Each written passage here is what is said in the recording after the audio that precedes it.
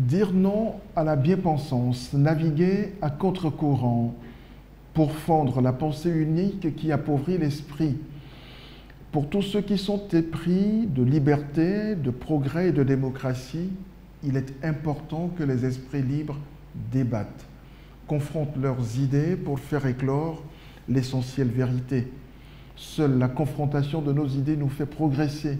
C'est le sens de ce brûlot écrit d'un jet d'encre enragé mais lucide par Tiburce Coffey. Nous étions à la veille de la présidentielle de 2015.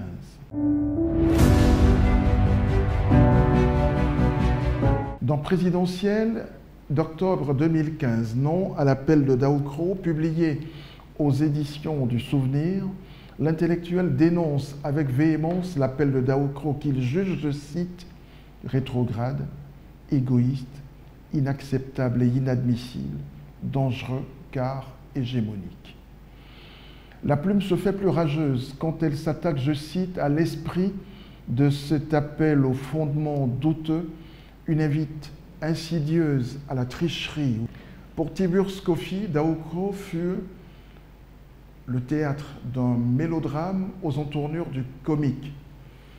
Ce qui m'intéresse à la relecture de ce petit ouvrage si essentiel au débat démocratique, c'est le courage et l'audace de l'intellectuel dans sa mission de démineur, de policier de la pensée. S'il prend sa plume, c'est justement pour revendiquer cette liberté de parole dont se privent malheureusement de plus en plus aujourd'hui les intellectuels africains.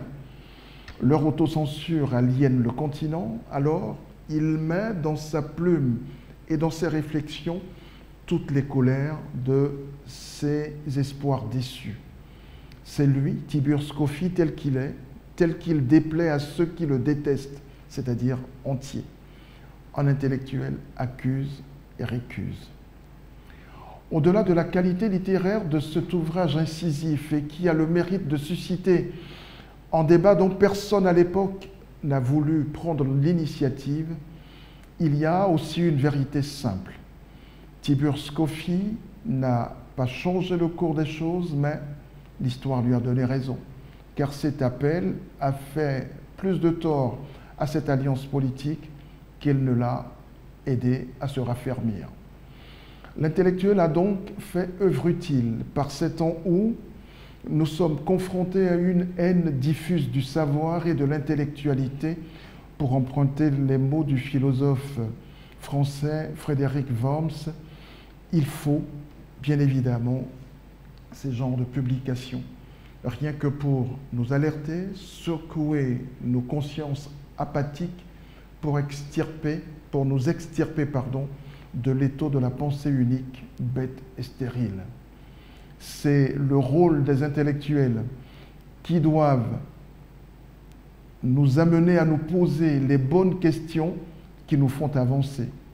Tiburce Coffey a de loin fait œuvre utile. La postérité retiendra son audace.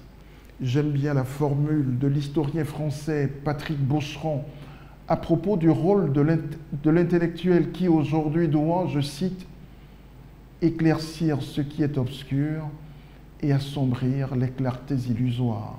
Fin de citation. Bien des années après, je me rends compte à quel point ceux qui en ont tant voulu à l'intellectuel n'avaient pas pris le temps de lire entre les lignes cet opuscule de salubrité publique, un petit livre que l'auteur lui-même considère ni comme un essai, ni comme un pamphlet, mais comme une simple adresse de circonstance, comme quoi avoir une éthique intransigeante de la mesure, c'est entre autres la marque des hommes de grande culture. Quelle élégance!